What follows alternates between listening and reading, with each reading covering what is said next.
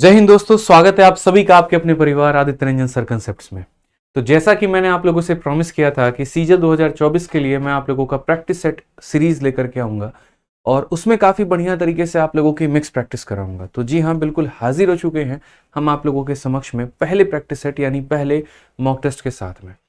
ठीक है, मैं आपको एक छोटी सी बात बता दूं तो ये जो मॉक टेस्ट मैंने सेट किया है ये मैंने कैसे किया है, क्या सोच करके किया है, क्या इसका प्रभाव होने वाला है, कौन सी बातों को आपको मन में लेकर के चलना है और कौन सी बातों को इग्नोर करना है। तो देखिए 2024 में काफ़ी सारी परीक्षाएं हुई जिसके अंदर में आपका सीएचएसएल था, सीजल था, मतलब सीपीओ था। सीजल तो खैर पिछले साल का था, सीपीओ हो गया, सिलेक्शन पोस्ट हो गया और जितने भी टीसीएस के द्वारा पेपर कंडक्ट हुए तो उनका मैंने हार्डेस्ट टू इजीएस्ट कंपाइलेशन करवाया। और वो मैंने नहीं करवाया, हमारे पास में एक सॉफ्टवेयर है जो उसको कंपाइल कर देता है। और वो किस आधार पर करता है, तो जैसे मानो एग्जांपल के तौर पे ये आपका पेपर हुआ, ठीक है, जैसे सपोज करो सीएचएसएल का ये पेपर हुआ, इसमें देखो 2% बच्चे आंसर राइट किए हैं। जैसे आप लोग अलग अलग कंपनीज के मॉक टेस्ट देते हो तो वहां पर लिखा आ जाता है कितने परसेंट बच्चों ने आंसर सही दिया, उसी तरीके से ये सारा का सारा इसमें 3.7% बच्चों ने आंसर सही दिया। तो हमने क्या किया कि वो सारे क्वेश्चन हमने पिकअप किए, क्योंकि देखिए जो मैं आपको बेसिक से लेकर के एडवांस लेवल तक सारा का सारा 51 दिन 51 मैराथन में पढ़ा चुका हूं। लेकिन कहीं ना कहीं मन में आपके भी और मेरे भी रहता है कि अगर कोई question out of the box आ गया तो क्या करेंगे।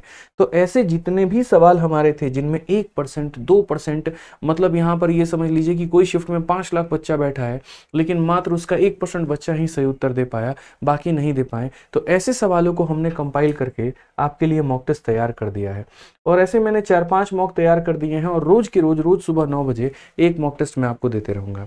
अब डिस्क्लेमर मेरी तरफ से यहाँ पर यह है कि इनको बहुत ज्यादा भी सीरियसली नहीं ले लेना है, क्योंकि ये जो क्वेश्चन है ये काफी सिलेक्टिव है। और ये मैं इसीलिए करवा रहा हूँ क्योंकि अगर एक क्वेश्चन भी बाहर से आ गया ना तो हमारे बच्चे पूरे के पूरे 50 में 50 नंबर लाकर लेकर के आ पाए। ठीक है, तो ऐसा नहीं अरे बाप रे ऐसा क्वेश्चन आएगा क्या सर, पहले ही आप लोग कमेंट बॉक्स करना शुरू कर दो, सर ऐसा क्वेश्चन आएगा क्या, सर ऐसे हो गया तो हमारा तो होगा नहीं। ऐसा बिल्कुल भी नहीं है।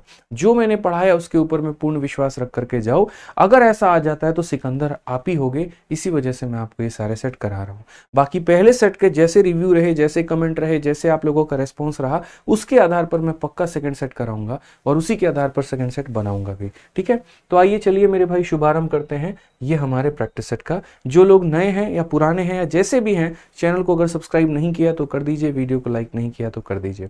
आइए चलिए शुरू करते हैं। तो सबसे पहले क्वेश्चन नंबर 1 की बात करते हैं। बोला गया कि राजू के पास में 11,000 रुपए है और वो हर महीने 5-5 हजार रुपए इसके अंदर में और डालते जाता है क्योंकि उसे लैपटॉप खरीदना है। और रमेश के पास में 60,000 रुपए और हर महीना वो 2-2 हजार रुपया खर्च करते जाता है। कितने महीने के बाद में ये दोनों बराबर पर हो जाएंगे? यानी कहीं ना कहीं एक व्यक्ति अपने आप को बढ़ा रहा है तो दूसरा अपने आप को कम कर रहा है। एपी का क्वेश्चन है। अब देखो 2% बच्चों ने ही इसको सही किया है, बल्कि ऐसा इसके अंदर में करना कुछ भी नहीं था। अगर आप रेशियो ले लेते तो आपकी चीजें कितनी आसान हो जाती, जरा आप सोचिए।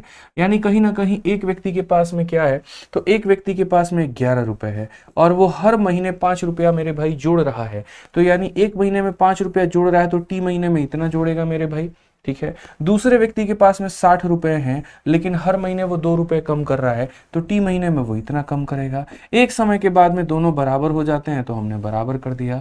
5 में 2 जोड़ोगे तो ये तुम्हारा 7t हो गया 49 के बराबर। सीधा सीधा टी का मान 7 आ गया, यानी आफ्टर 7 वीक्स वो क्या हो जाएंगे, बराबर हो जाएंगे। तो इस क्वेश्चन में कुछ था नहीं, लेकिन बच्चे चूंकि घबरा जाते हैं इसी वजह से उसका आंसर वो लोग गलत दे दिए। आइए चलिए नेक्स्ट क्वेश्चन, क्वेश्चन नंबर 2 क्या कहा गया जरा पढ़िए। The length of A direct common tangent of 2 circle इतना एंड इतना हो, मतलब इतने डिस्टेंस है जो सेपरेटेड है। असल में मैं हमेशा बोलता हूँ ज्योमेट्री हो, एडवांस मैथ हो, अगर आपको फॉर्मूला नहीं आता आप किसी काम के नहीं है, ये मान के चलो, कोई दूसरा अप्रोच आप लगा ही नहीं सकते। अब इसमें डायरेक्ट कॉमन टेंजेंट बोला है, यानी यहाँ पर 2 सर्कल हमारे दूर हैं, ये हमारा डायरेक्ट कॉमन टेंजेंट होता है भाई, ये हमसे पूछा गया। तो हम यहाँ पर कैसे करेंगे आप मुझे यहाँ पर ये बताओ। तो बोलोगे सर डायरेक्ट कॉमन टेंजेंट की जो वैल्यू होती है वो सीधा सीधा होती है डी का स्क्वायर और यहाँ पर हो जाएगा माइनस आर का मेरे भाई होल स्क्वायर। अब जो डिस्टेंस है उनके बीच में वो कितने की है, तो डिस्टेंस 40 की है, तो 40 का स्क्वायर मेरे भाई 1600 हो जाएगा। और आर माइनस आर यानी यहाँ पर 14 में से 5 गया तो 14 में से 5 गया 9 का स्क्वायर 81, 1600 में से इतना गया तो 1519। हमारा ऑप्शन नंबर डी जो है बिल्कुल हमारा सही उत्तर होगा। ठीक है, आइए चलिए अगला सवाल रमन्ना, बहुत ही ज्यादा वायरल सेंसेशनल अलग अलग डाउट ग्रुप में पूछा जाने वाला सवाल, लेकिन इसके अंदर में कोई दम नहीं है यदि आप इस क्वेश्चन को तरीके से थोड़ा सा पढ़ लेते। इस क्वेश्चन में क्या बोला गया जरा पढ़ो। इस क्वेश्चन में ये कहा गया कि रमन्ना कोई वस्तु को खरीद रहा होता है एक सर्टेन कीमत के ऊपर में, ही purchase raw material at a certain price, ठीक है। उस रॉ मटेरियल का यहाँ पर जो है 22.5% बेकार हो जाता है, यूटिलाइज नहीं हो पाता है, वेस्ट हो जाता है।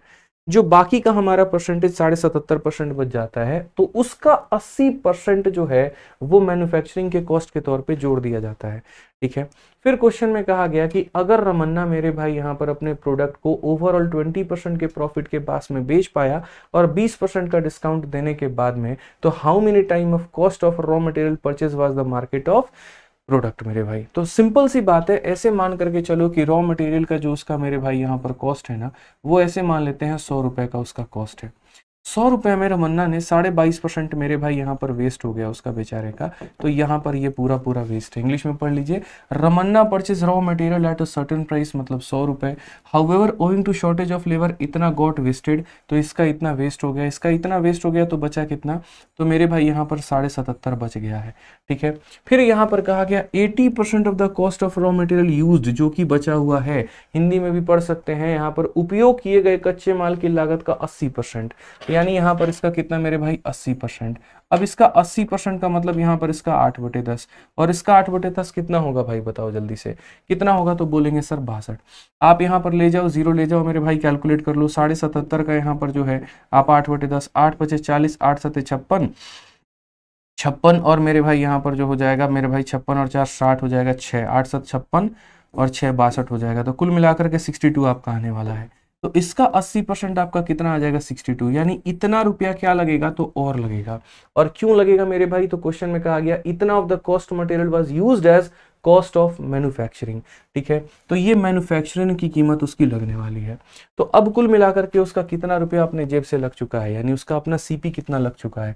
तो मैं एक व्यक्ति हूं, रॉ मटेरियल इतने का खरीद के लाता हूं, मैन्युफैक्चरिंग की कीमत इतनी होती है, तो 100 में 62 जोड़ दूंगा तो मेरा सीपी कितना निकल करके आ जाएगा, 162 निकल करके आ जाएगा।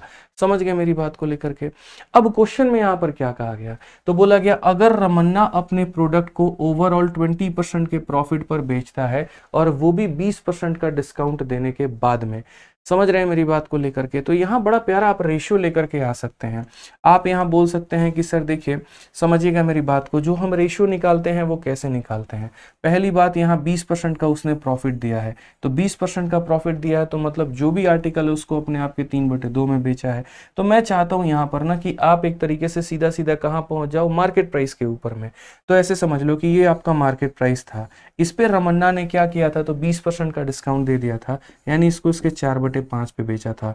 तो क्या निकल करके आ जाएगा, सेलिंग प्राइस। और वो सेलिंग प्राइस जो है वो 20% के प्रॉफिट लेने के बाद में है, मतलब यहाँ पर वो 6 की वैल्यू है, तो हम 5 से गुना करेंगे तो क्या निकल जाएगा, सीपी, यानी 162 रुपए निकल जाएगा। तो मार्केट में डिस्काउंट दे दिया तो सेलिंग प्राइस आ गया, सेलिंग प्राइस को रिवर्स मार दिया तो सीपी निकल करके आ गया है। 4 से देखिए यहाँ पर ये आपका पूरा पूरा खत्म हो जाएगा। 2 से अगर आप काटोगे 2 बार में, 2 से आप काटोगे 3 बार में, 2 से आप काट लीजिए मेरे भाई, यहाँ पर कुल मिला करके 81 बार में मल्टीप्लाई करेंगे तो यहाँ पर हो जाएगा मेरे भाई 343। 3 से आपका हो गया 8 × 24 मेरे भाई 243 हो जाएगा आपका, ठीक है। अब मार्केट प्राइस आपका कितना हो चुका है, तो 243। क्वेश्चन में यहाँ पर क्या कहा गया, तो बोला गया how many time the total cost of raw material purchase was market price, यानी रॉ मटेरियल जो आपने खरीदा था उसका ये कितना गुना है, तो 100 का ये कितना गुना है, तो बोलेंगे 2.43 टाइम्स। समझ गए। तो बड़ी आसानी से, बड़े प्यार भाव से आप इस सवाल को बना पाए, और ऐसा कुछ भी नहीं था कि आप इस सवाल में जो नहीं बना पाते, ठीक है। अब आ जाइए मेरे भाई, यहाँ पर ये डीआई का सवाल है। इस डीआई के सवाल में अगर आप देखोगे तो मैं पहले बच्चों का अटेम्प्ट रेट दिखाता हूँ, मात्र 4.75% बच्चे इसे पेपर में सही करके आ पाए, और ये CHSL का क्वेश्चन है। बताइए, जब आप इस डीआई को पढ़ोगे तो यहाँ पर एक कंपनी का टर्नओवर दिया गया है और यहाँ पर उसमें उसका प्रॉफिट का परसेंट दिया गया है, और जो क्वेश्चन में पूछा गया वो ये कि what is the share of total profit enjoy by A and D together, मतलब टोटल प्रॉफिट में ए और ई का जो शेयर है वो कितना बनेगा। कोई दिक्कत की बात नहीं है। ए को प्रॉफिट हुआ है 30 लाख का और उसमें उसका शेयर 25% है, तो 30 लाख का 25% मतलब 1/4, जो कि होगा मेरे भाई कितने के बराबर, 7.5 के बराबर। समझ में आ गया बात। यहाँ पर 30 के आधे का आधा यानी 7.5 हो गया। फिर बी की अगर हम बात करें 7.5% है, तो 7.5% मतलब यहाँ पर 40 का 7.5% कितना होता है, 3 होता है। यहाँ पर 40 का मेरे भाई यहाँ पर 2.5% जो हो गया वो तुम्हारा 1 होगा, तो 7.5% 3 होगा। सी की अगर हम बात करें तो 20 का 20% यानी हो जाएगा 4 भाई। उसके बाद अगर हम डी की बात करते हैं तो डी हमारा कितना है, तो 50 है, और 50 का कितना मेरे भाई, तो 7.5। 50 का 7.5 कितना हो जाएगा, तो 100 का 7.5 होता है, 7.5 का आधा यानी 3.75। तो यहाँ पर आप ये लिख दोगे, ठीक है। और ई की अगर हम बात करते हैं तो 60 का 25% यानी कितना हो जाएगा, 15 हो जाएगा। तो बेसिकली यहाँ पर जो है आपको ए और ई का प्रॉफिट कितना मिला, ए और ई को कितना प्रॉफिट मिला, तो बोलोगे 22.5। और टोटल कितने में भाई, तो बोलोगे 15 3 18 4 22 और 3 हमारा हो गया 25 और 7 हमारा 32, और 32 पॉइंट हमारा कितना, 7 5 12। तो यहाँ पर लगभग 33 पॉइंट आपका 25 आ जाएगा, ठीक है भाई। अगर आप यहाँ पर देखोगे तो ये पूरा पूरा मामला खत्म है।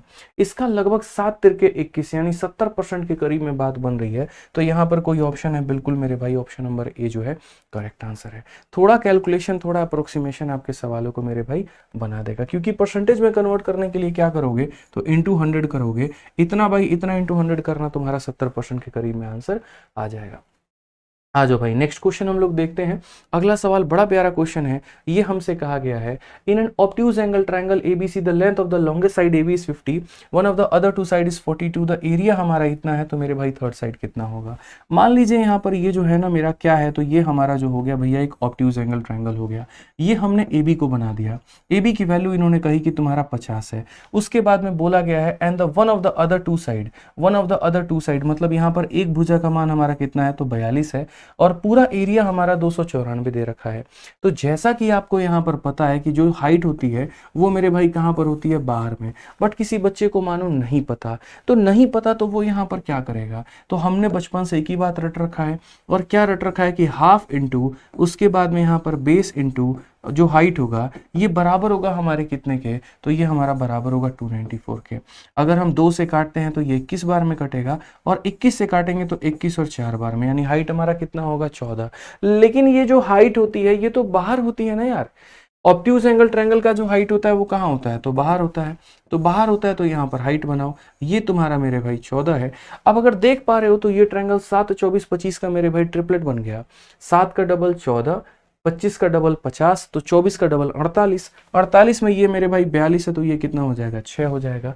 और क्वेश्चन में यही कहा what is the length of its third side, तो थर्ड साइड की वैल्यू पूरी की पूरी कितनी हो जाएगी यहाँ पर, तो आप यहाँ देखो ये वाला मेरे भाई थर्ड साइड का लेंथ पूछा गया, ये वाला थर्ड साइड का लेंथ।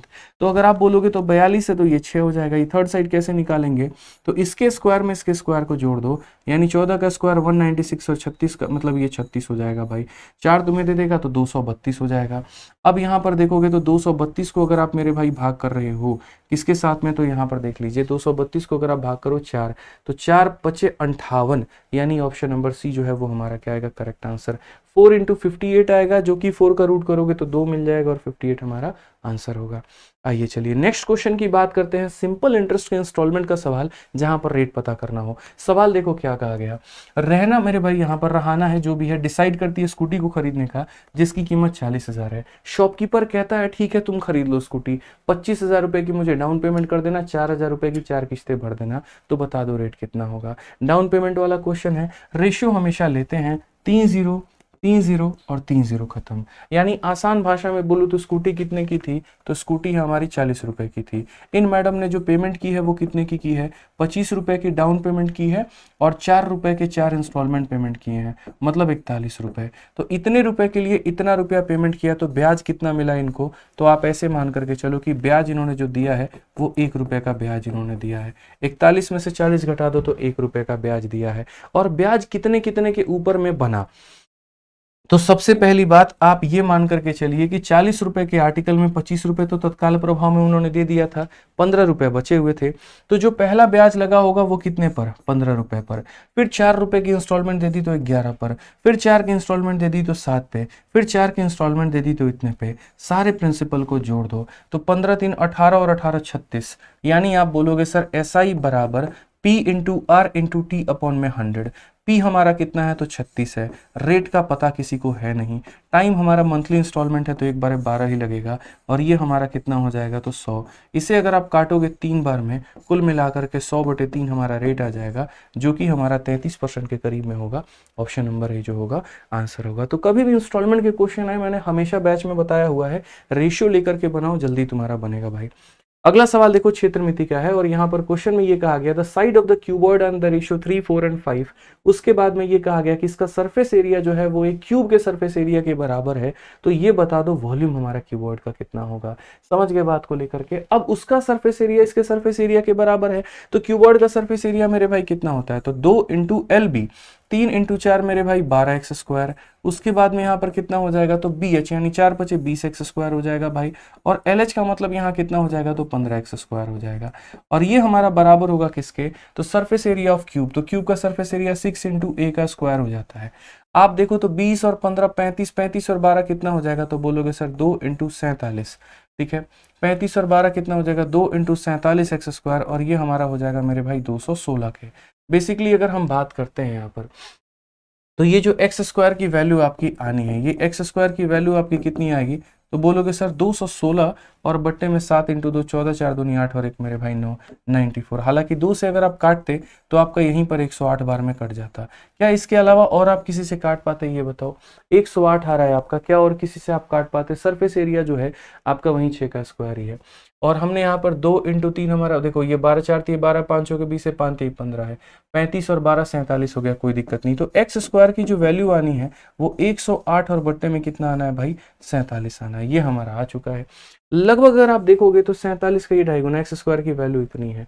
अब क्वेश्चन में हमसे यहाँ पर क्या कहा गया है, अप्रोक्सीमेट वॉल्यूम, तो यहाँ पर ये हमसे वॉल्यूम पूछा गया। अब वॉल्यूम की जब बात आती है तो वॉल्यूम हमारा क्या हो जाएगा तो volume L into B into H, 5 चौके 20 3 के 60, तो 60 हमारा x³ हो जाना है। 60 x³ का मतलब यहाँ पर ये कितना होगा तो बोलोगे सर 60 इंटू x का क्यूब।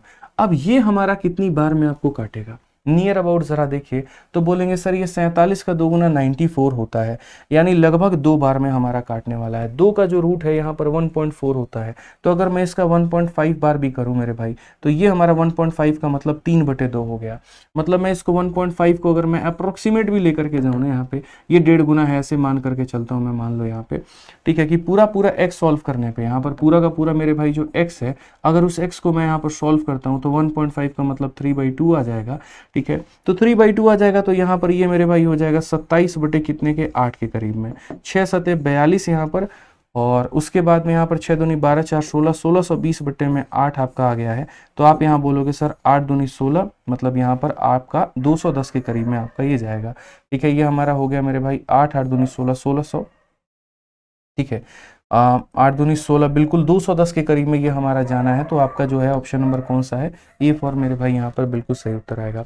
अब आप बोलोगे सर 210 तो करीब में आ ही नहीं रहा है। देखो असल में जो वैल्यू आएगी ना, ये 1.5 नहीं, थोड़ा सा उससे ज्यादा आएगा। अप्रोक्सीमेशन का खेल है इस क्वेश्चन में और कुछ नहीं है। जैसे आप 47 से इसे काटोगे तो ये मेरे भाई आपका लगभग जैसे ऐसे मान के चलो, ये 47 का 2 गुना 94 होता है, तो आपका 12 मतलब ये थोड़ा सा ज्यादा में काटेगा। 3.2 से भी ये ज्यादा होगा, 3/2 से भी ज्यादा होगा, तो यहाँ पर 27/8 से भी थोड़ा सा ज्यादा होगा। तो जब आप इसे काटोगे तो वहां पर 1680 के अप्रोक्स में आपका आएगा, 210 आपका आंसर होगा।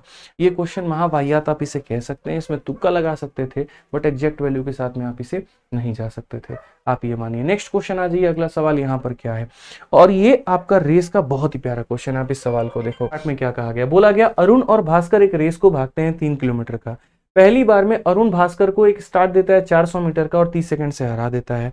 अगली बार वापसी के समय अरुण जो है वो उसको 2.5 मिनट का लीड देता है और 500 मीटर से खुद हार जाता है। तो क्वेश्चन में कहा गया what is the difference between the time in which Arun and Bhaskar can run for one sided separately. यानी 2 केस हमारे बन रहे हैं। पहले वाले केस में ये हमारे अरुण भैया हैं और ये हमारे भास्कर भैया हैं। ठीक है, सवाल में कहा गया कि ये 3 किलोमीटर का रेस भाग रहा है, मतलब अगला बंदा 3000 मीटर भाग रहा है, और उसके बाद में भास्कर को 400 मीटर का स्टार्ट देता है, तो इससे 400 ये कम भाग रहा है, यानी यहाँ पर 2600 भाग रहा है। और उसके बाद में इसको 30 सेकंड से हरा देता है। तो अगर इसे टी लग रहा है ना, तो 30 सेकंड का मतलब ये देखो, टी लग रहा है तो मेरे भाई 30 सेकंड का मतलब आप ऐसे मान के चलो।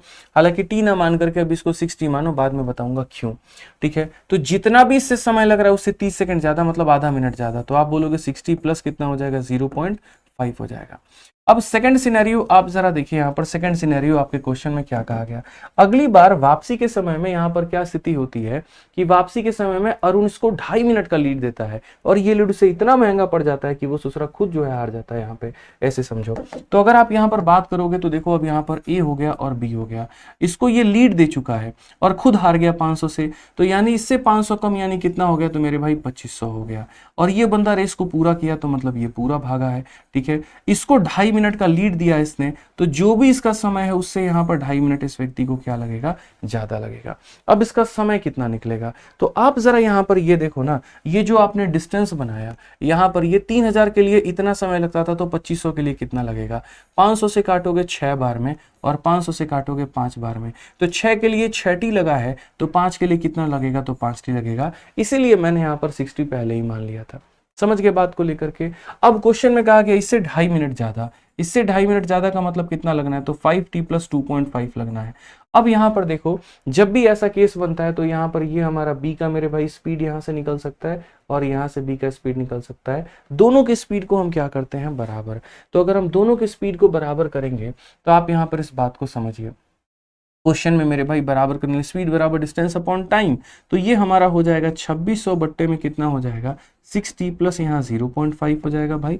और यहाँ पर अगर हम करेंगे तो ये हमारा हो जाएगा स्पीड बराबर डिस्टेंस और अपॉन में कितना हो जाएगा, तो ये हमारा टाइम हो जाएगा। आप अगर देखते हैं यहाँ पर तो बड़ा बढ़िया तरीके से देखिए, इसे हम काट सकते हैं। 2 से हम इसे 13 बार में काट सकते हैं और इसे 15 बार में। अगर हम 5 से काटने पर आ जाएं तो 5 से हम t बार में और ये 0.5 बार में, और 5 से अगर हम इसे काटने पर आ जाएं तो 3 बार में। आप क्रॉस मल्टीप्लिकेशन करिए, कोई दिक्कत नहीं है। 13 से अगर आप मारेंगे तो 13t, और 13 का आधा 6.5 होता है, और अगर आप वहां करेंगे तो मेरे भाई हो जाएगा ये हमारा 18t, और यहाँ पर हो जाएगा मेरे भाई 1.5। अगर आप देखोगे तो बोलोगे सर 6.5 में से ये गया तो आपका 5 आना है, और 18 में से 13 गया तो भी आपका कितना आना है, तो सर 5 आना है। तो टी की वैल्यू बेसिकली हमारा 1 मिनट हो जाएगा। अब टी का वैल्यू 1 मिनट हो जाएगा तो उसी रेस को भागने में दोनों के बीच के समय का अंतर बताना है। तो यहाँ पर अगर मानो वही रेस हमारा अरुण भाग रहा है, अरुण, तो यहाँ टी की वैल्यू 6 × 1 कितना मिनट लेगा, 6, और वहीं भास्कर भाग रहा है 3000 मीटर, तो यहाँ 5 और 2 मेरे भाई कितना लेगा, 7.5। तो यहाँ पर 5 देखो, 6 में और 7.5 में अंतर कितने का है, 1.5 मिनट का है। तो ऑप्शन नंबर बी जो होगा करेक्ट आंसर होगा। ऐसे ऐसे सवालों में बच्चे गलती कर रहे हैं, बेसिक कंसेप्ट है, पता होना चाहिए था, मुझे ऐसा लगता है। मैंने पढ़ा रखा है बहुत तरीके से, यूट्यूब के ऊपर में भी पूरी रेस की 3 घंटे की वीडियो डाली है, अगर उन्होंने देखा होता तो गलती नहीं होती। आइए नेक्स्ट क्वेश्चन पे चलते हैं। अगला सवाल देखते हैं, हाइट एंड डिस्टेंस का, बड़ा प्यारा सवाल है। क्वेश्चन में कहा गया एक व्यक्ति यहाँ पर मिरर के रिफ्लेक्शन में, देखो रिफ्लेक्शन देख रहा है किसका, तो एक लैंप पोस्ट का, और वो भी कहाँ पे, तो मिरर में। मतलब ऐसे मान के चलो मैं व्यक्ति हूँ, जब मैं कुछ देखूंगा तो मैं अपने सामने ही तो देखूंगा, ठीक है। और जब मैं अपने सामने देखूंगा तो जैसे मानो ऐसे सपोज करो मेरे पीछे एक बहुत बड़ा पेड़ है, वो पेड़ का जो रिफ्लेक्शन है वो मेरे भाई सामने वाले मिरर में बन रहा है और मैं उसको देख रहा हूँ।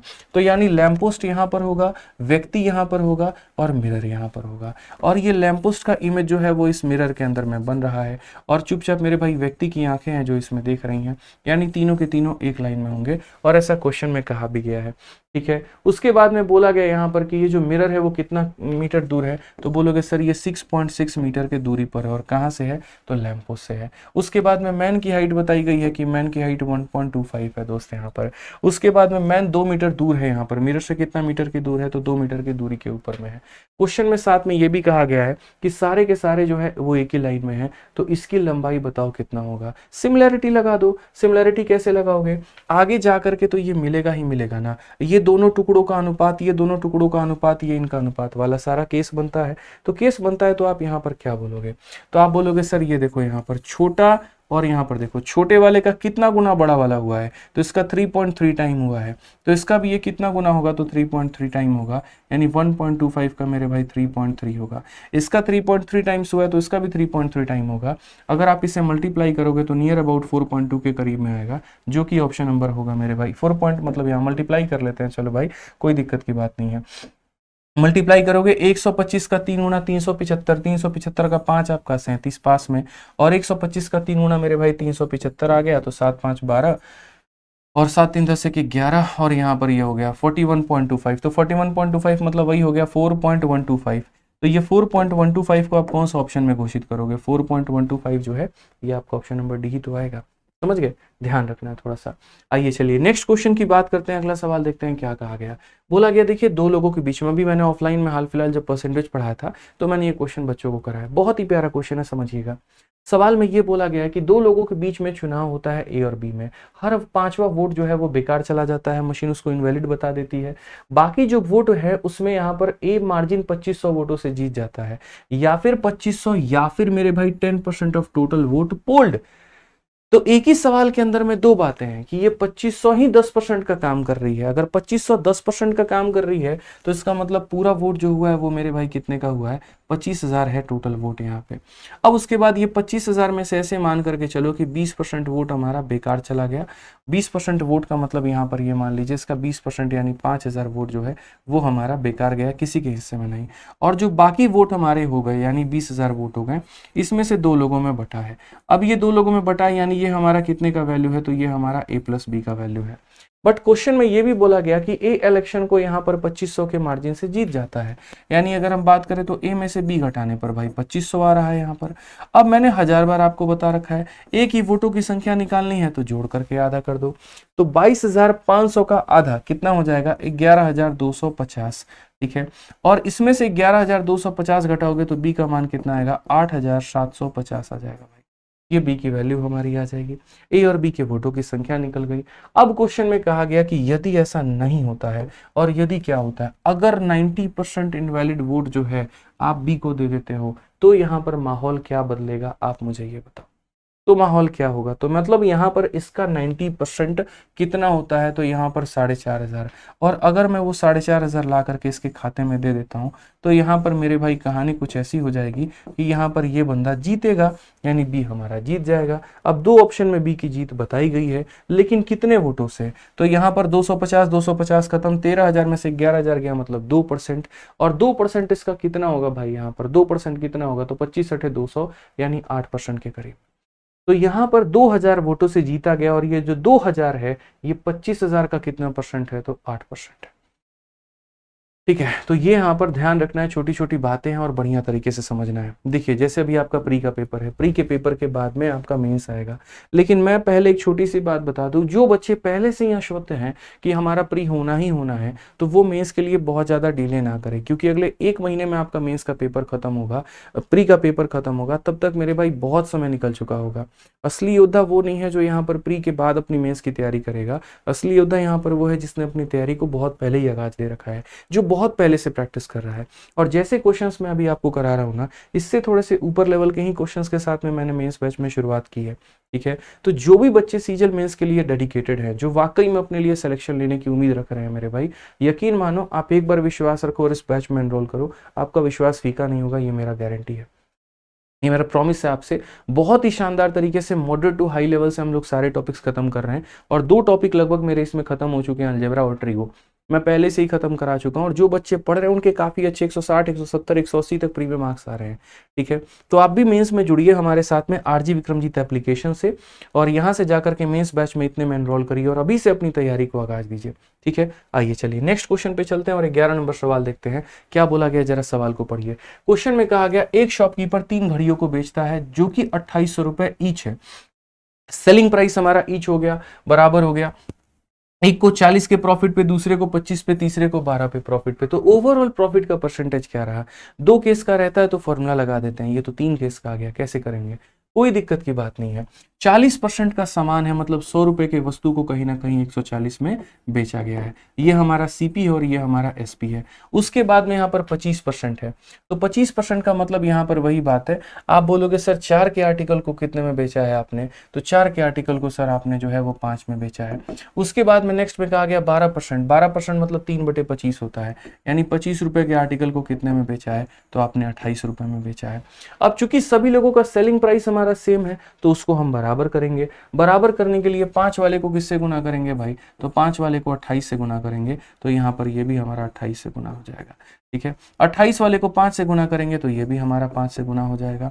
टोटल सीपी कितना आएगा 100 रुपए। 28 का 4 गुना 4 3 12 मेरे भाई 112, तो 212 हो गया। और 212 में आप 125 को जोड़ दीजिए तो 212 और मेरे भाई यहाँ पर 125 337 हो गया आपका।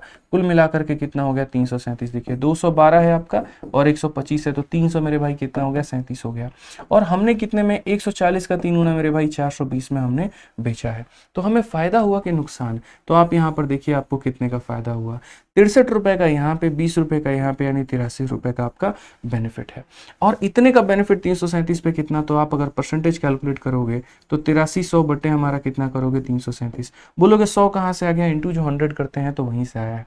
तो यहाँ पर हमारा ये आ गया। अब चूंकि ऑलरेडी देखो मैंने इसको परसेंट में बदल रखा है, तो जब इसको भाग करोगे ना तो ये आपका मेरे भाई आपका आ जाएगा लगभग 24.63 में। और सारे ऑप्शन जो दिए गए हैं वो सारे के सारे फर्जी हैं। ये डेसिमल को यहाँ पर आना था और यहाँ पर 24.63 को आप इसको सही करके टिक कर लेना। हो सकता है कई सारे बच्चे इसकी वजह से भी गलती कर पाए हो। ठीक है, अब नेक्स्ट क्वेश्चन पर आ जाइए। अगला सवाल आपका यहाँ पर क्या कहा गया जरा पढ़िए। क्वेश्चन में tan t और cot t की वैल्यू 1 दी गई है और उसके बाद में यहाँ पर इसका मान पूछा है। मैं इस क्वेश्चन को बना तो दे रहा हूँ लेकिन कहीं ना कहीं क्वेश्चन अपने आप में इनसफिशिएंट है और ये गलत है। क्यों है ऐसा? क्योंकि भाई tan थीटा की वैल्यू और cot थीटा की वैल्यू को जोड़ने पर कभी 1 आ ही नहीं सकता, हमेशा इससे ज्यादा आएगा। और इससे ज्यादा आएगा इसीलिए शुरू में इस क्वेश्चन को गलत ठहरा दिया जाता है। ठीक है, अब यहाँ पर बात आती है, चलो ठीक है गलत ठहरा दिया जाता है, लेकिन अगर पेपर में आ गया तो उस टाइम टिक करेंगे किसको करेंगे। ठीक, तो यहाँ पर आप देखो tan प्लस cot की वैल्यू होती है मेरे भाई sec इंटू cosec। मैं 1000 बार बता चुका हूँ कि कुछ छोटे छोटे रिजल्ट जो है वो आपको याद होने चाहिए। तो मैं t को थीटा मान लेता हूँ, कोई दिक्कत नहीं। तो sec थीटा इंटू यहाँ पर cosec थीटा, और ये वैल्यू हमारी कितनी है तो 1 है। अगर यहाँ पर ये हम बात कर लेते कि सर ये 1 अपॉन कॉस 1 अपॉन साइन है तो वो उधर चला जाएगा, तो हम ये भी बोलेंगे कि सर 1 बराबर क्या हो जाएगा, तो कॉस थीटा इंटू हमारा साइन थीटा हो जाएगा। अब ये जो क्वेश्चन में आपको साइन प्लस कॉस का मान दिया गया है, तो देखिए साइन प्लस कॉस का जो होल स्क्वायर होता है, sine square plus cos square plus हमारा 2 साइन कॉस होता है।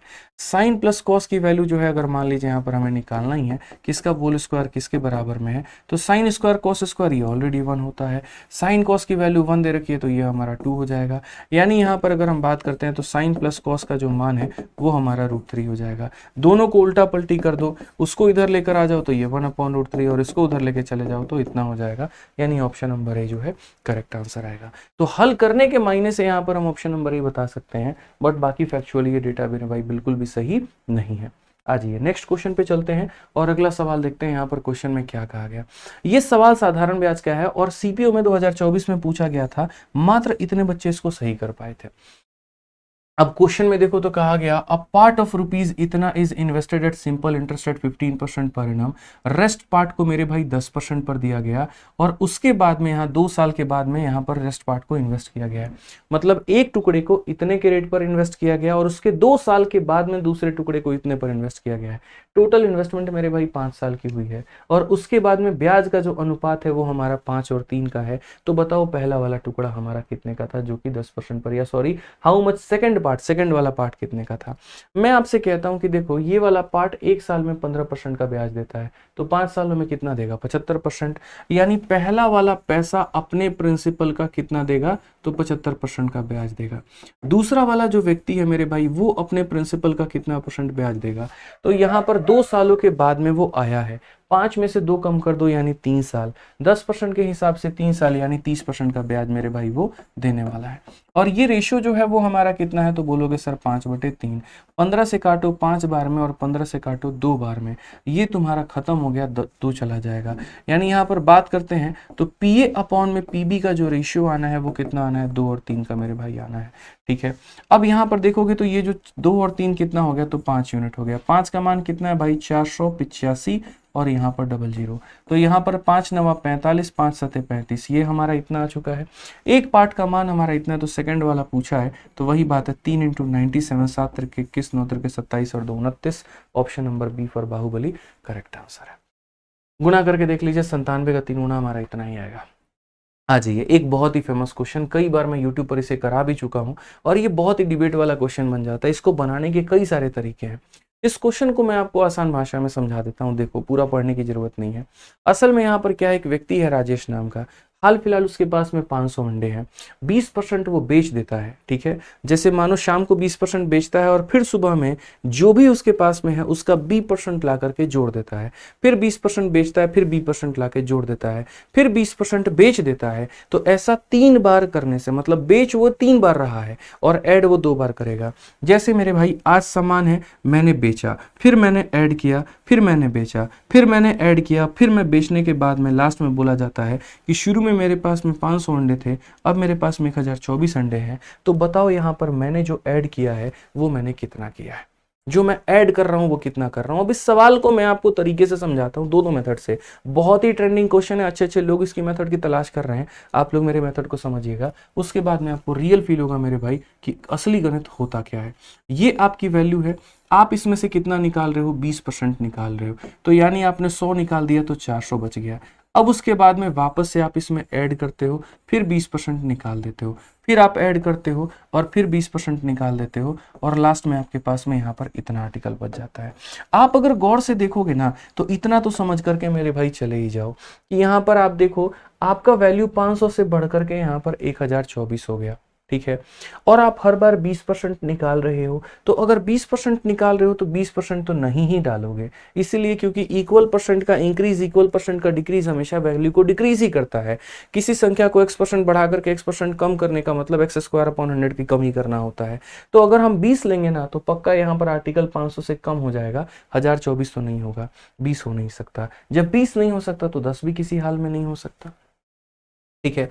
500% का मतलब जानते हो, किसी वस्तु को अपने आप का 5 गुना कर देना, 500% का इंक्रीज कर देना।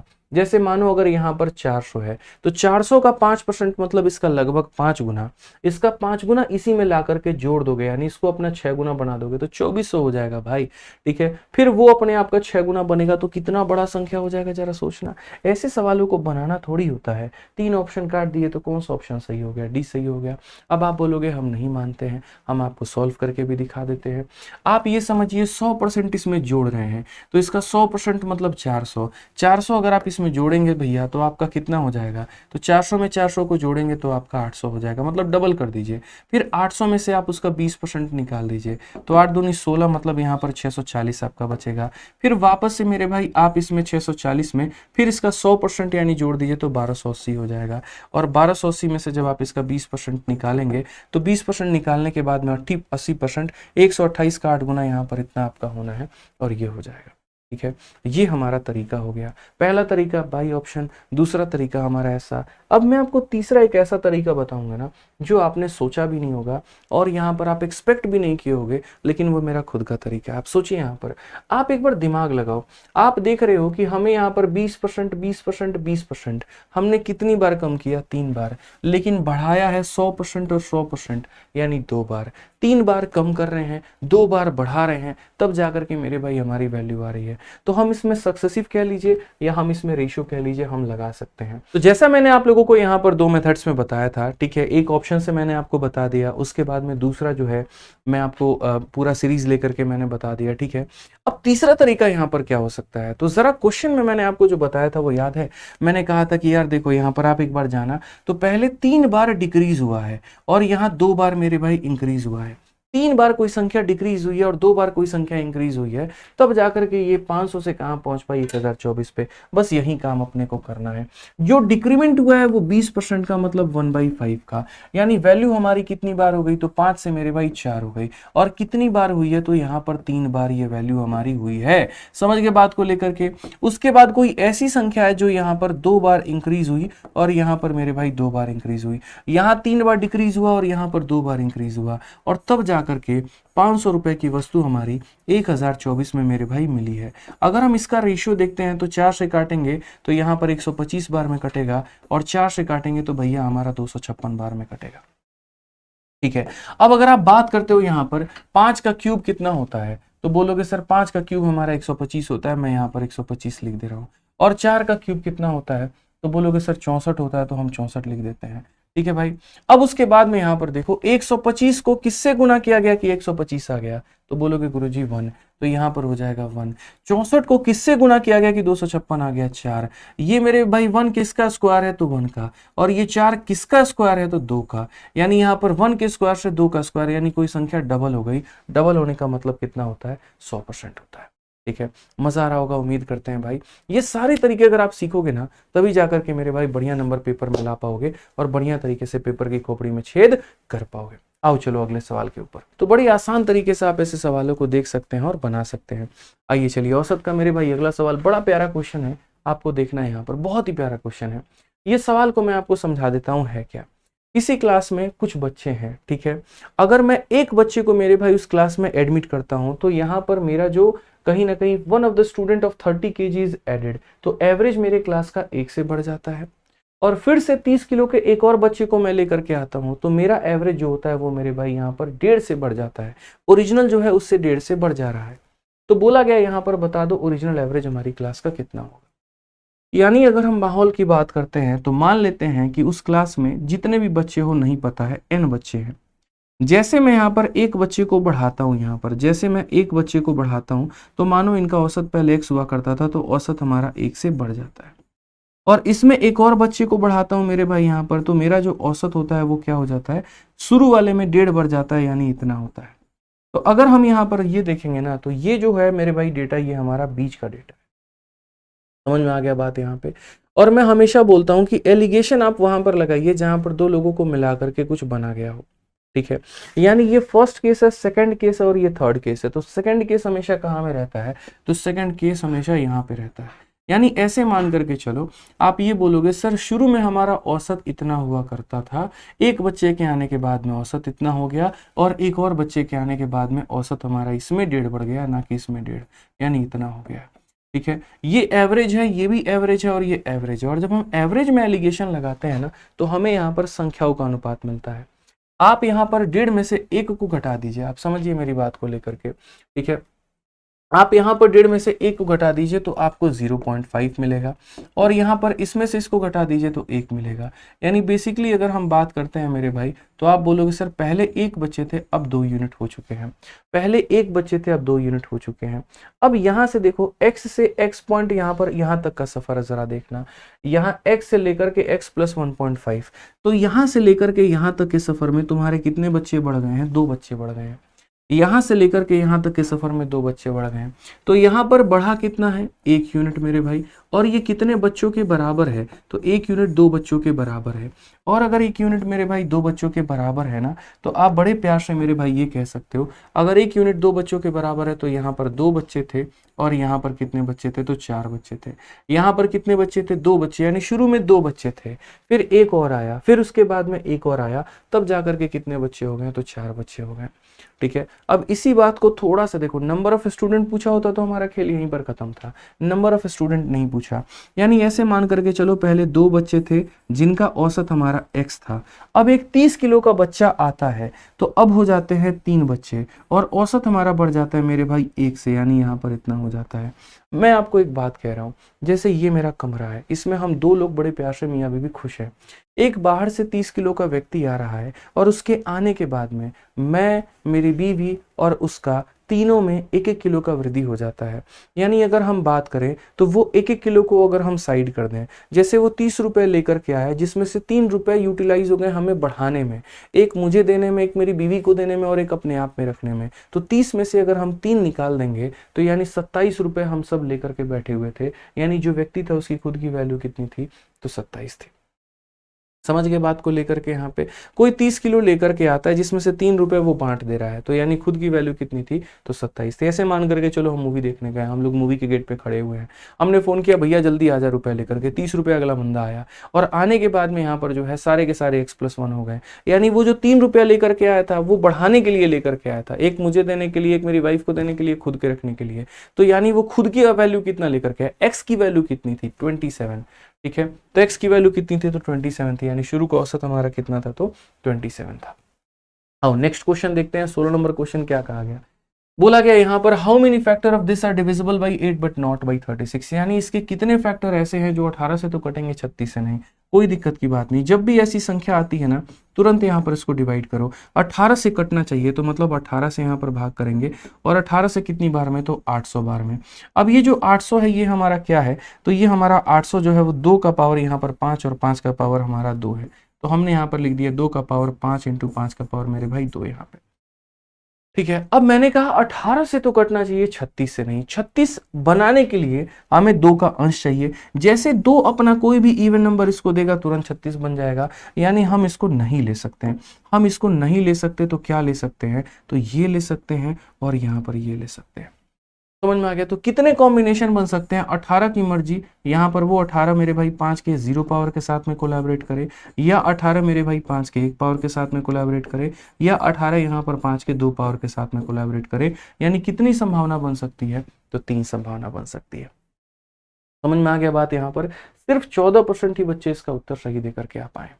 आइए अगला सवाल कोऑर्डिनेट ज्योमेट्री का है। बहुत ही प्यारा क्वेश्चन है, आप आसानी से बना सकते हो। देखो यहाँ पे बोला गया यहाँ पर कि if a circle whose centre is इतना, टचेस द लाइन इतना, तो रेडियस हमारा कितना होगा। सिंपल सिंपल हमारा फॉर्मूला होता है, ये जो इक्वेशन है ना 4x, तो आप यहाँ 4 देखो, x के जगह पर वो उसको रख दो। क्यों, क्योंकि ये लाइन को वो टच कर रहा है, और अगर टच कर रहा है तो सेटिस्फाई करेगा। तो यहाँ पर 4 इंटू 2 हो चुका है, फिर 3 इंटू मेरे भाई यहाँ पर y हो चुका है, माइनस हमारा 7। और नीचे में आप किससे डिवाइड करोगे बताओ, नीचे में आप किससे डिवाइड करने वाले हो, यहाँ पर इनके इक्वेशन के साथ में डिवाइड करोगे, या मेरे भाई वहाँ पर उनके इक्वेशन के साथ में डिवाइड करोगे। ये आपका 8 हो चुका है और ये आपका 9 हो चुका है। 8 और 9 17 में से 7 किया तो कितना आ जाना है, ऊपर में 10। लेकिन नीचे में क्या होता है, तो नीचे में यहाँ पर और यहाँ पर इसके कोफिशिएंट का स्क्वायर जो होगा वो मेरे भाई होगा। ये इक्वेशन होता है, ध्यान रखना है। तो 8 और 9 17 में से 7 गया, 10 आ जाएगा। 3 4 का ट्रिपलेट 5 बनेगा, काटोगे तो 2 यूनिट आएगा। ऑप्शन नंबर जो सी होगा करेक्ट आंसर होगा।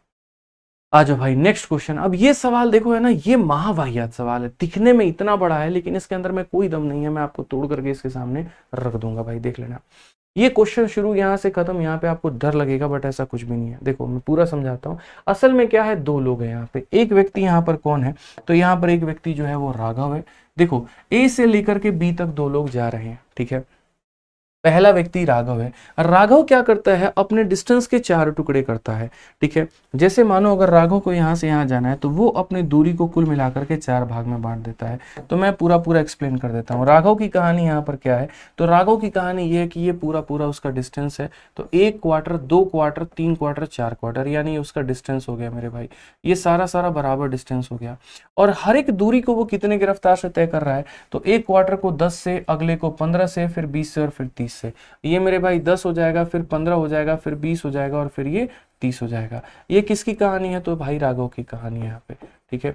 अब उसके बाद में नेक्स्ट उसका जो दोस्त है वो यहाँ पर क्या काम करता है, उसका दोस्त उसी रूट में ट्रैवल कर रहा है। तो while travelling on exactly the same route, Manish travel for a quarter of total time for his journey.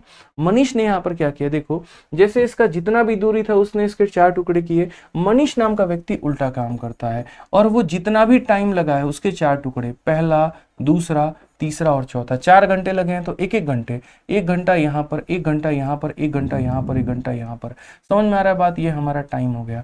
1 घंटा वो 10 के रफ्तार से, फिर वो 15 के रफ्तार से, फिर वो 20 के रफ्तार से, फिर वो 30 के रफ्तार से। जब इसका एवरेज स्पीड आप निकालोगे तो यहाँ पर इसका एवरेज स्पीड कितना निकल करके आएगा, तो बोला गया इसका एवरेज स्पीड y निकल करके आएगा। और इसका निकालोगे तो कितना आएगा, z आएगा। क्वेश्चन में ये बोला गया z में से y घटाने पर हमारा कितना आएगा। मैंने हमेशा जीवन भर एक बात आपको सिखाया भाई, कि जो आपका अगर टाइम सेम है ना तो उसका भी रेशियो ले लेते हैं, और अगर डिस्टेंस सेम है ना तो उसका भी रेशियो ले लेते हैं। ये कंसेप्ट ऑफ कांस्टेंट डिस्टेंस है और ये कंसेप्ट ऑफ कांस्टेंट टाइम है। यहाँ पर कोई फर्क नहीं पड़ता है तुम्हारा टाइम क्या है क्या नहीं है, कोई फर्क नहीं पड़ता तुम्हारा डिस्टेंस क्या है क्या नहीं है। तो डिस्टेंस वाले केस में बहुत ही शानदार क्वेश्चन है, और मैं तो इसको अभी बैच में डाल दूंगा। क्यों, क्योंकि मेरा एक टाइप है उसको ये बहुत अच्छे तरीके से डिफाइन करेगा जो मैं पढ़ाता हूँ अपनी क्लास में, ठीक है। तो यहाँ पर जब डिस्टेंस आपके सारे के सारे सेम होते हैं ना, याद करो पार्क वाला क्वेश्चन मेरे भाई, यहाँ से यहाँ 10 से जा रहा है, यहाँ से यहाँ 20 से, यहाँ से यहाँ 30 से, यहाँ से यहाँ 40 से। तो मैं बोलता हूँ एक एक डिस्टेंस को सब कैल्सियम ले लो, ठीक है। तो यहाँ पर 10, 15, 20, 30 सब कैल्सियम 60 होता है। तो हर एक दूरी को 60 किलोमीटर मान लो, तुम्हारा कुछ नहीं जाने वाला है भाई, ठीक है। अब यहाँ पर एवरेज स्पीड क्या होगा, तो बोलोगे एवरेज स्पीड बराबर टोटल डिस्टेंस 60 60 60 60। तो यानी कितना हो जाएगा, 4 × 60। अपॉन में मेरे भाई टोटल टाइम। तो टोटल टाइम कितना होगा, 10 से काटोगे तो 6 बार में, 15 से काटोगे 4 बार में, 20 से काटोगे 3 बार में, और ये हमारा इतना हो जाएगा। ये कुल मिलाकर के कितना होगा, तो बोलोगे सर ये 240 और 6 4 10 और ये हमारा 15। अगर हम काटेंगे तो 15 से आपका कितनी बार में, 1 बार में, और ये 6 बार में। ठीक है, ये हमारा हो गया यहाँ पर किसका वैल्यू, तो ये मेरे भाई y का मान हो चुका है। y की वैल्यू कितनी हो चुकी है, तो 16। यहाँ पर हमारा क्या हो जाएगा, एवरेज स्पीड। एवरेज स्पीड का मतलब क्या होता है, total distance upon total time. Distance कैसे निकालते हैं, स्पीड इंटू टाइम। 10 इंटू ए कितना, 15 इंटू ए कितना, 20 इंटू ए कितना, 30 इंटू ए कितना, और अपॉन में टोटल टाइम कितना होगा, तो 4 घंटे। ये हो जाएगा 30 20 50 60 70 75, 75 बटे 4, 75 का आधा मेरे भाई कितना हो जाएगा, तो बोलोगे 37.5, और 37.5 का भी आधा मेरे भाई कितना हो जाएगा, तो बोलोगे सर 18.75 हो जाएगा। ठीक है, अब इनका जो गैप है वो मेरे भाई कितने का आएगा, 2.75 का। Option number B for Baahubali correct answer है। तो ऐसे सवालों में कुछ होता नहीं है, बस खामखा आप लोग डर जाते हैं, परेशान हो जाते हैं। ऐसा कुछ भी करने की मेरे भाई कोई भी आवश्यकता नहीं है, दूर दूर तक कुछ भी डरने की आवश्यकता नहीं है। आज अब ये क्वेश्चन था बहुत ही डरावना, पता नहीं बच्चों को क्या इसमें डर आया कि सिर्फ 20% बच्चे सही कर पाए। कुछ नहीं करना था भैया, cos 13 से डिवाइड करोगे तो ये तुम्हारा 1 प्लस मेरे भाई tan 13 हो जाएगा, और यहाँ पर कितना हो जाएगा, तो ये मेरे भाई 1 माइनस tan 13 हो जाएगा।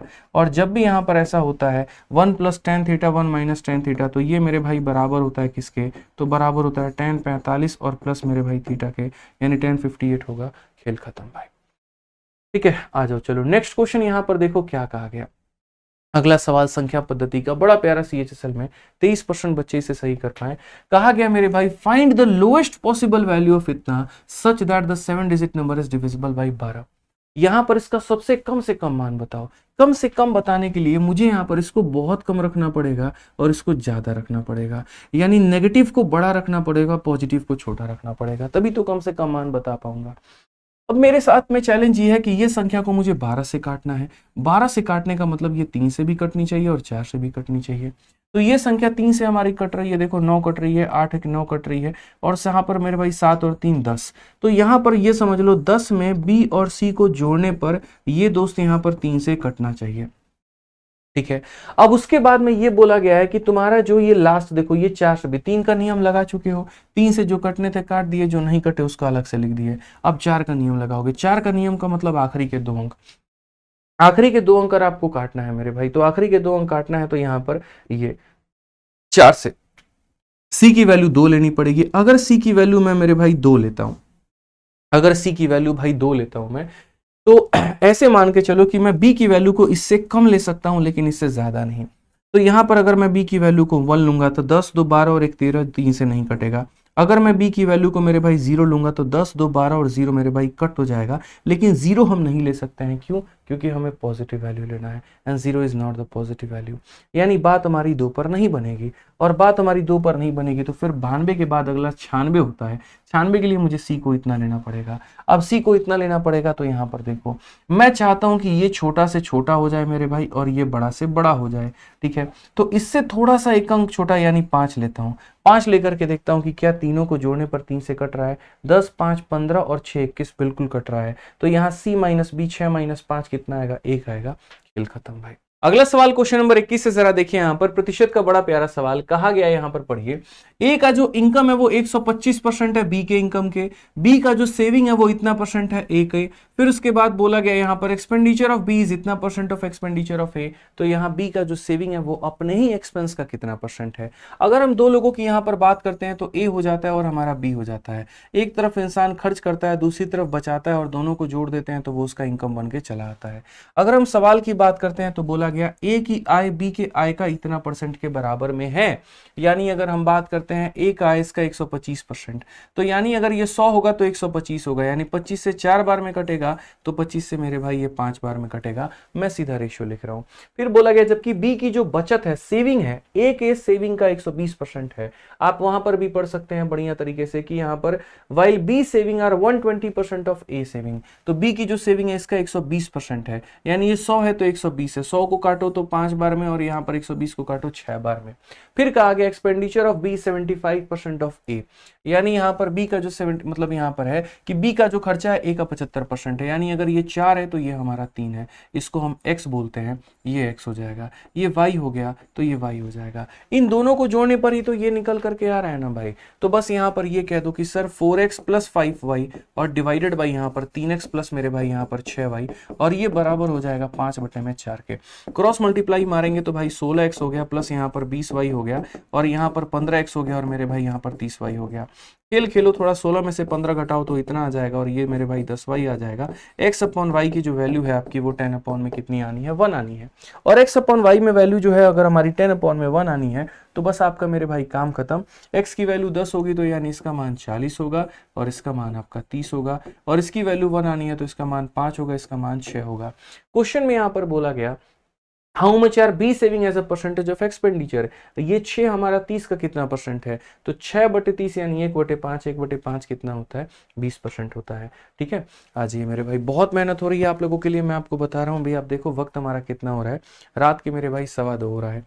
ठीक है, 5 सितंबर रात के 2:15 बजे हम लोग रिकॉर्डिंग कर रहे हैं और यहाँ पर सारी चीज़ें आप लोगों को मुहैया करा रहे हैं। तो बस बढ़िया से आप लोग अपने पेपर की तैयारी करिएगा, प्री में पूरे नंबर लेकर के आने हैं आप लोगों को, एक सिंगल पैसा भी कहीं पर कोई कमी नहीं छोड़ना है, और मेंस के लिए तो हम कोई कमी नहीं छोड़ेंगे, ये हम आपसे पहले कह चुके हैं। ठीक है, 12 बजे से उठ करके हम नोटिफिकेशन की वीडियो नहीं बनाते हैं मेरे दोस्त, क्योंकि सोना ही अपना 2-3 बजे का रहता है, बस ये वाली बात है। ठीक है, चलिए आज यहाँ पर पहले भी सीपीओ के लिए काफ़ी सारे सेट्स रिकॉर्ड करके मैंने दिए हुए हैं बच्चों को, और अब आपका सीजीएल का हो गया। ये क्वेश्चन मैंने आज ही YouTube के ऊपर में मेंसुरेशन वाले में मैंने कराया हुआ है यहाँ पर, और बहुत ही प्यारा क्वेश्चन है। कहा गया कि 2 सर्कल जिसकी रेडियस 7 है वो एक दूसरे को इंटरसेक्ट करती है इस तरीके से कि कॉमन कोड की भी लंबाई 7 है, तो यहाँ पर बोला गया इंटरसेक्शन वाला एरिया का एरिया कितना होगा। यानी यहाँ पर ये एक सर्कल है और यहाँ पर ये दूसरा सर्कल है, और ये दोनों के दोनों यहाँ पर क्या करते हैं, तो दोनों के दोनों मेरे भाई यहाँ पर इंटरसेक्ट करते हैं। पहले वाले की भी रेडियस हमारी 7 है तो हम इसे 7 बना देंगे, और ये हमारा 7 है तो बना देंगे। और फिर उसके बाद में ये बोला गया कि जो हमारी ये कॉमन कोड है ये हमारी कितनी है, 7 है, तो ये भी बना देंगे। अब अगर हम बात करते हैं तो हम यहाँ पर ये बात बोलेंगे कि सर देखो ये हमारा एरिया पूछा गया, हरा वाला एरिया पूछा गया है। ये हरा वाला एरिया कैसे निकलेगा आपको पता है? तो हरा वाला एरिया निकालने के लिए दोस्त यहाँ पर आपको सिंपल एक काम करना है। आप ऐसे मान करके चलिए कि ये जो सेक्टर है ना, ये सेक्टर का एरिया, और ये सेक्टर के एरिया में से आप यहाँ पर ये ट्रायंगल के एरिया को घटा दोगे तो ये मिल जाएगा। तो जब मैं ये पूरे सेक्टर का एरिया लूंगा तो मैं क्या लूंगा मेरे भाई, ये पूरा पूरा हरा वाला भाग लूंगा भाई। मैं ये पूरा का पूरा क्या लूंगा, पूरा हरा वाला भाग लूंगा।